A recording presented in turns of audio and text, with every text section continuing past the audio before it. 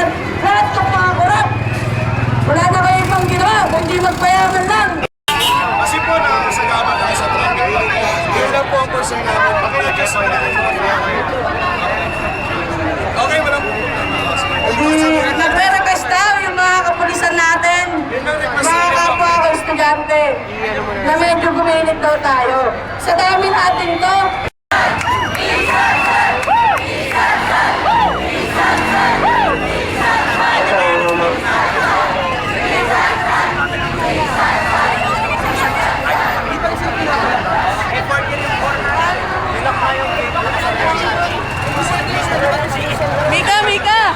Mika rin. Para sa alaman ng mga lahat na nagdaraan dito sa SM, basta tulungan pong pinakadya, Dr. Sagsar ang KBC Bisayan.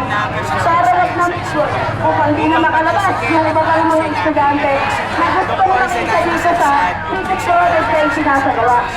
Sabay nito, sinasabi ni Sagsar, para daw hindi makapasok yung mga nagsasagawa ng ilang protesta. Para sa kaalaman ni Sagsar, wala kami intensyon pumasok dyan sa loob ng Quezon City Bisayan.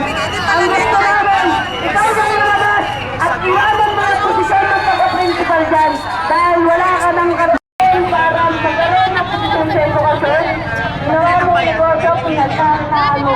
Sa punto ito, kumikilos yung mga kabataan na nasa eskwelahan na pinamumunuan mo at pinapakalis ka. Hindi ka naman nahihiya ang kapal ng mukha mo na manatili ka rin sa pagsisingisayan sa isip. Kaya ang kapag pinagsat, mga kami nakaraling mo. Kaya hindi tayo nakaraling ng mga estudyante. Hindi tayo nakaraling ng mga estudyante. Kapagkat naman niya. Hindi naman talaga yung intensyon sa Diyos. Kung nag-isip ka, kung una pa lang, umalis ka na dyan sa pagiging principal mo, nung unang tanggal sa'yo. At hindi na natin makakapag ang mukha mo. Dapat ka, sinungaling ka na mo. Mga isinisisahan sa isip.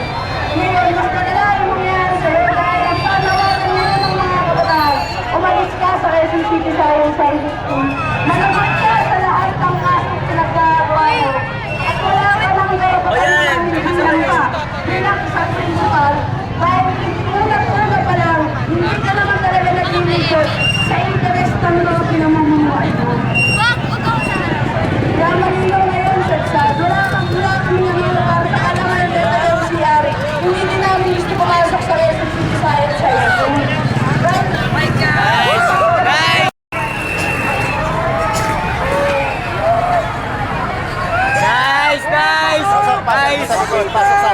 Pasok sa likod.